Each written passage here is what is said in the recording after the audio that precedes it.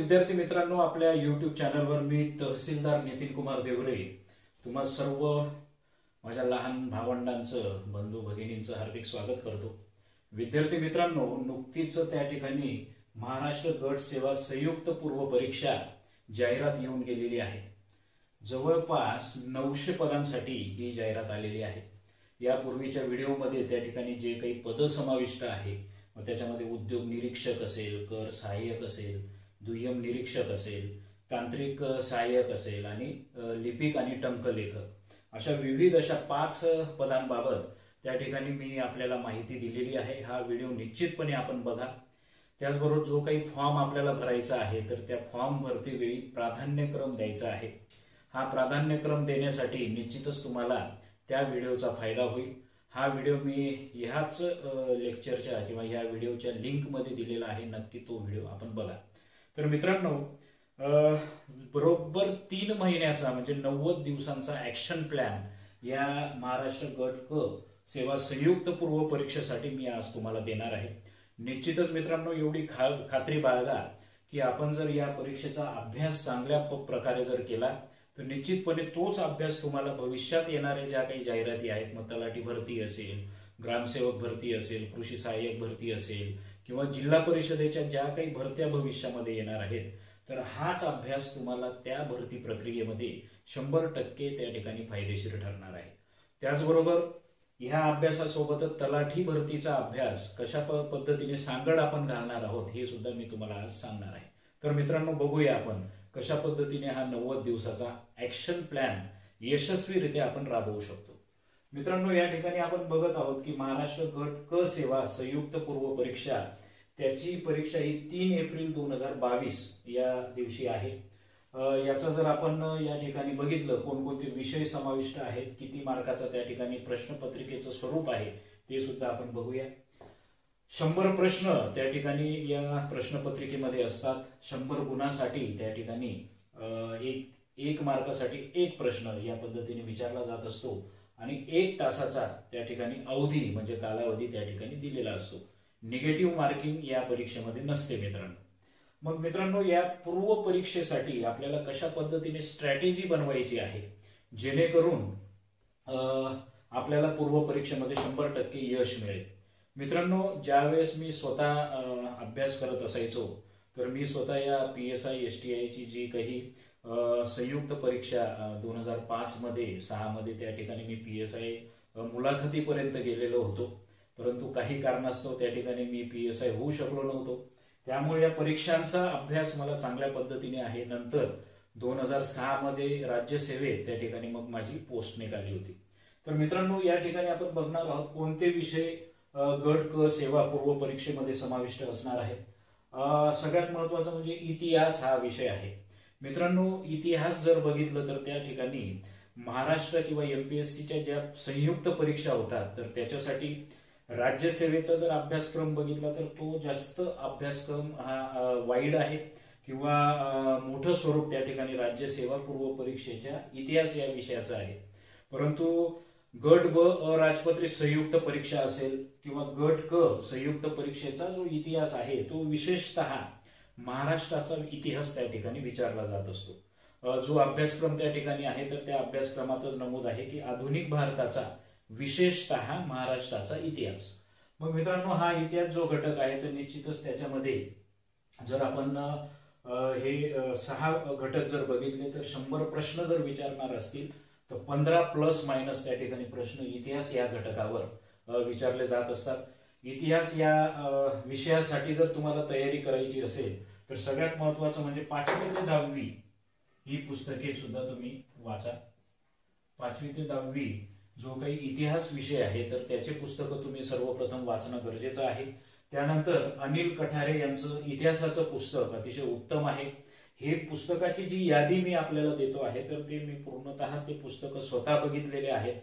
अभ्यासक्रम पूर्ण त्याच्यात कव्हर होतो किंवा नाही हे सुद्धा पडताळून बघितलेलं आहे। त्यामुळे मित्रांनो, इतिहासासाठी तुम्ही अनिल कठारे आणि 5वी ते 10वी ची ही पुस्तकं तुम्ही डेफिनेटली वाचा, जेणेकरून पूर्ण इतिहास टॉपिक त्या ठिकाणी कव्हर होऊन जाईल। तलाठी भरतीचं जर बघितलं तर निश्चितच त्याच्यात इतिहास सामान्य क्षमता चाचणीमध्ये जो आहे तर त्याच्यामध्ये सुद्धा इतिहास टॉपिक आहे, त्याच्यावर सुद्धा प्रश्न विचारले जातात आणि या पुस्तकातून तुमचा हा पेपर तर कव्हर होणारच आहे, त्याबरोबर तलाठी भरती सुद्धा हा टॉपिक त्या ठिकाणी कव्हर होऊन जाईल. त्यानंतर दुसरा विषय आहे भूगोल. मित्रांनो, भूगोल हा विषय असा आहे की एकदा आपण जर तो चांगला पाठ करून घेतला किंवा चांगला समजून घेतला तर निश्चितच तो आपल्याला इतर सर्व परीक्षांसाठी सामायिकरित्या त्या ठिकाणी आपल्याला फायदेशीर ठरू शकतो. आता या भूगोल विषयाचा जर विचार केला तर याच्यामध्ये आहे महाराष्ट्राच्या भूगोलासह त्या ठिकाणी पृथ्वी आहे, जगाचा त्या ठिकाणी विभाग आहे, जगाचे विभाग, हवामान आहे, अक्षांश रेखांश आहे, जमिनीचे प्रकार आहेत, पर्जन्यमान आहे, प्रमुख पिके आहेत, शहरे आहेत, नद्या आणि उद्योगधंदे, अशा पद्धतीचा अभ्यासक्रम हा भूगोल विषयामध्ये आपल्याला कव्हर करायचा आहे. मग हा पूर्ण अभ्यासक्रम कोणत्या पुस्तकात कव्हर होऊ शकेल तर AB सौदी यांचं अतिशय चांगलं पुस्तक आहे. दुसरं पुस्तक आहे खतीब यांचं. तर हे दोन्ही पुस्तकं आपण बाजारातून घेऊ शकतात आणि एका पुस्तकाचा चांगला त्या ठिकाणी जर आपण अभ्यास केला तर निश्चितच भूगोल हा विषय तुमचा चांगला होऊ शकतो. भूगोल या विषयावर सुद्धा 15 प्लस मायनस 15 ते 16 प्रश्न या पेपरमध्ये विचारले जात असतात. तलाठी भरतीमध्ये सुद्धा निश्चितपणे भूगोल या विषयावर बरेचसे प्रश्न त्या ठिकाणी विचारले जात असतात. आता भूगोल या विषयासाठी ज्या पद्धतीने म्हटलं तर 5 ते 10 5वी ते 10वीची भूगोलाची पुस्तकं तुम्ही राज्य मंडळाची जी पुस्तके अवेलेबल आहेत तर ती वाचू शकता. आता मित्रांनो, पहिला इतिहास झाला, दुसरा भूगोल झाला. आता तिसरं नागरिक शास्त्राकडे आपण वळूया.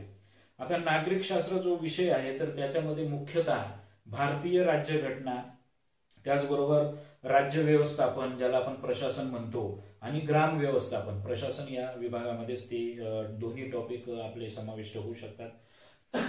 भारतीय राज्यघटनेसाठी या ठिकाणी मित्रांनो प्रशांत कदम यांचं उत्तम पुस्तक त्या ठिकाणी आहे, मराठीत सोप्या भाषेमध्ये आहे, तर ते पुस्तक तुम्ही वाचू शकतात.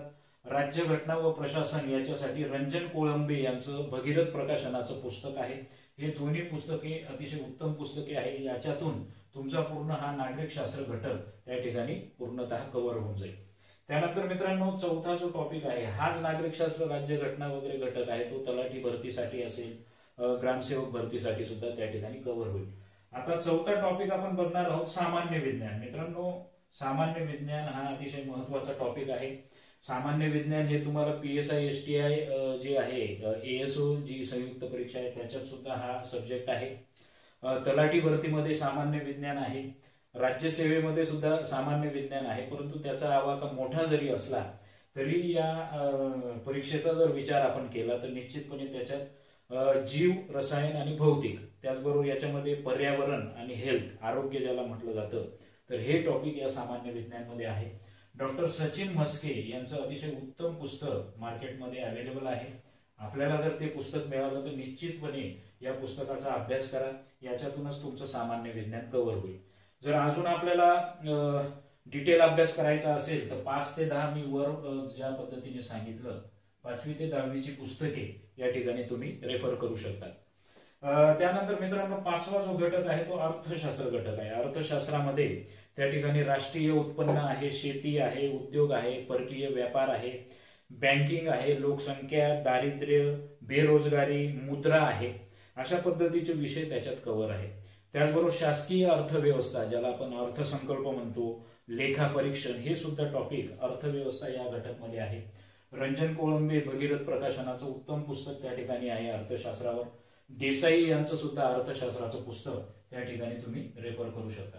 त्यानंतर जे काही आर्ट्स फॅकल्टी आहे 11वी 12वीचे त्या ठिकाणी अर्थशास्त्राचे पुस्तकं सुद्धा तुम्ही त्या ठिकाणी रेफर करू शकता. 11 ते 12 11वी 12वीचे आर्ट्स फॅकल्टीचे अर्थशास्त्राचे पुस्तक सुद्धा तुमचा अर्थशास्त्र घटक त्या ठिकाणी चांगल्या पद्धतीने होऊ शकतो.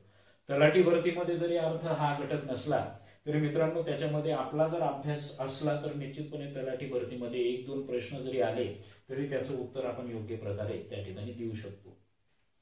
याच्यावर सुद्धा जवळपास विचार केला तर 15-16 मार्क त्या ठिकाणी विचारले जातात. आणि बुद्धिमापन चाचणी जो आहे तर बुद्धिमत्तेमध्ये त्या ठिकाणी मित्रांनो हा घटक जो आहे तर तो कॉमन फॅक्टर आहे, प्रत्येक प्रश्नपत्रिकेमध्ये तो असतो. मग ते राज्यसेवा CSAT आहे, त्यानंतर संयुक्त PSI STI आहे, ही संयुक्त परीक्षा आहे, तलाठी भरती आहे, ग्रामसेवक भरती आहे, या प्रत्येक याच्यामध्ये अंकगणित आणि बुद्धिमत्ता हे दोन जे काही टॉपिक आहेत तर ते निश्चितपणे त्या ठिकाणी तुम्ही अभ्यासू शकतात मित्रांनो.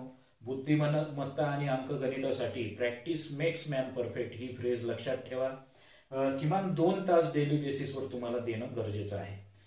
मग मित्रांनो या ठिकाणी मी तुम्हाला 6 विषय 20 मार्कापर्यंत अंकगणित बुद्धिमत्ता त्या ठिकाणी विचारलं जात असतं. मी वारंवार पुस्तकांची नावं सांगितली आहे. अंकगणितासाठी त्या ठिकाणी के सागर यांचं उत्तम पुस्तक आहे. बुद्धिमत्ता अंकगणित पंढरीनाथ राणे यांचं आहे. अनिल अंकलगी यांचं उत्तम पुस्तक त्या ठिकाणी. अशा पद्धतीने मित्रांनो 3 एप्रिल जी परीक्षा होणार आहे म्हणजे बरोबर 90 दिवसाचं त्या ठिकाणी ऍक्शन प्लॅन मी तुम्हाला या ठिकाणी देत आहे. 90 डेज हे 3 महिने तुम्ही त्या ठिकाणी जर जवळपास 3 महिन्यात तुम्ही हे पूर्ण टॉपिक कव्हर करू शकतात. त्याच्यासाठी किमान तुम्हाला दररोज 8 ते 10 तास अभ्यास करणं फार फार गरजेचं आहे मित्रांनो. याच्यामध्ये आता सामान्य क्षमता चाचणी जी आहे ज्या पद्धतीने मी सांगितलं बुद्धिमत्ता आणि गणितासाठी किमान 2 तास त्या ठिकाणी सकाळचे किंवा संध्याकाळचे त्या ठिकाणी तुम्ही देऊ शकतात.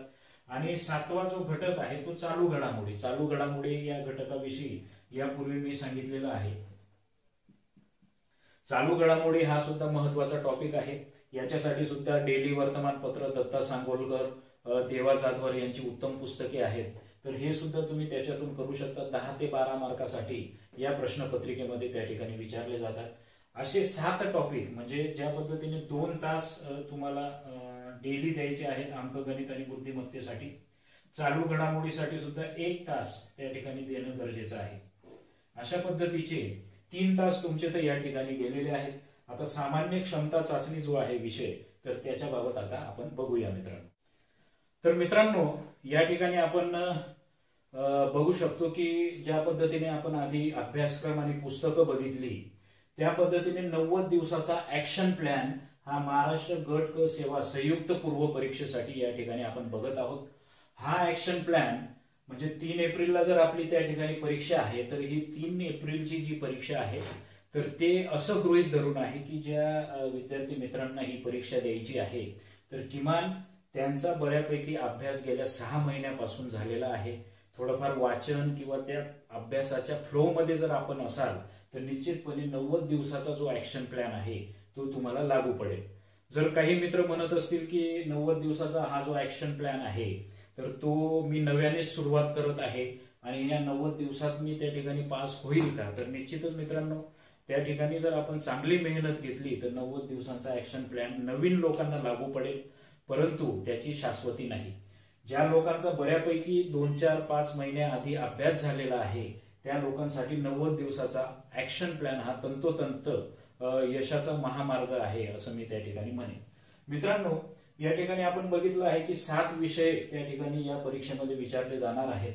90 दिवस म्हणजे 3 जानेवारी ते 3 फेब्रुवारी 1 महिना, 3 फेब्रुवारी ते 3 मार्च 1 आणि 3 मार्च ते 3 एप्रिल म्हणजे बरोबर आपला त्या ठिकाणी 90 दिवसाचा ऍक्शन प्लॅन तयार होणार आहे. तर 3 जानेवारी पासून तुम्ही फ्रेश माइंडने बरोबर तो अभ्यास सुरू करायला हरकत नाही. तर मित्रांनो या ठिकाणी जर पूर्ण डिटेलिंग घेतलं आपण तर या ठिकाणी सामान्य क्षमता चाचणीमध्ये इतिहास विषय आहे, भूगोल आहे, नागरिकशास्त्र, सामान्य विज्ञान आणि अर्थ हा घटक आहे. तर या 5 विषयांना तुम्ही किमान 12 दिवस त्या ठिकाणी देणं गरजेचं आहे. मग एखाद्या मित्राला वाटेल की माझा भूगोल विषय हा चांगला झालेला आहे तर भूगोलाला तुम्ही त्या ठिकाणी 10 दिवस जरी दिले आणि इतिहास किंवा अर्थशास्त्र सामान्य विज्ञानासाठी या ठिकाणी दिवस जर वाढवून घेतले 15 दिवसापर्यंत त्या ठिकाणी प्लस मायनस तुम्ही करू शकता. परंतु मित्रांनो हे जे गणित आपण मांडलेलं आहे तर हे अतिशय परफेक्ट आहे. 12 दिवसांचा जर हा प्लॅन आपण ठरवला तर बरोबर 60 दिवस त्या ठिकाणी तुम्हाला या 5 विषयांच्या तयारीला सफिशियंट आहेत असं मला वाटतं. बुद्धिमत्ता अंकगणित मी सांगितलंच आहे की 2 आवर डेली त्या विषयाला द्या. चालू घडामोडीसाठी 1 आवर डेली त्या ठिकाणी देणं गरजेचं आहे. मग मित्रांनो इतिहास जर आपण 12 दिवसात कंप्लीट करणार असाल, भूगोल जर 12 दिवसात कंप्लीट करणार असाल, 60 दिवस होतात. मग या 90 दिवसामधून 60 दिवस जर गेले तर 30 दिवस त्या ठिकाणी रिव्हिजनसाठी आपल्या हाती राहतात. रिव्हिजन करणे फार महत्वाचं आहे मित्रांनो. या 60 दिवसांमध्ये जर हे विषय तुमचे कव्हर होत असतील तर निश्चितपणे त्या ठिकाणी 30 दिवस तुम्हाला रिव्हिजनसाठी होतात. या 30 दिवसामधले शेवटचे जे 7 दिवस आहेत परीक्षेच्या आधीचे, म्हणजे 23 दिवस तुमच्या हाताशी उरतात. बरोबर या 5 विषयांसाठी त्या ठिकाणी तुम्हाला 4 डे म्हणजे 4 दिवस पर सब्जेक्ट तुम्हाला त्या ठिकाणी वाटून घ्यावं लागणार आहे. या ठिकाणी 4 डेज पर सब्जेक्ट या ठिकाणी शेवटच्या महिन्यामध्ये या पद्धतीने वाटून घ्यावं लागणार आहे. 30 दिवस हे रिव्हिजनसाठी, 7 दिवस जे आहेत ते परीक्षेला जाता जाता 7 दिवस आपल्याला कशा पद्धतीने त्याचं रिव्हिजन करायचं आहे हे सुद्धा याच लेक्चरमध्ये मी तुम्हाला सांगणार आहे.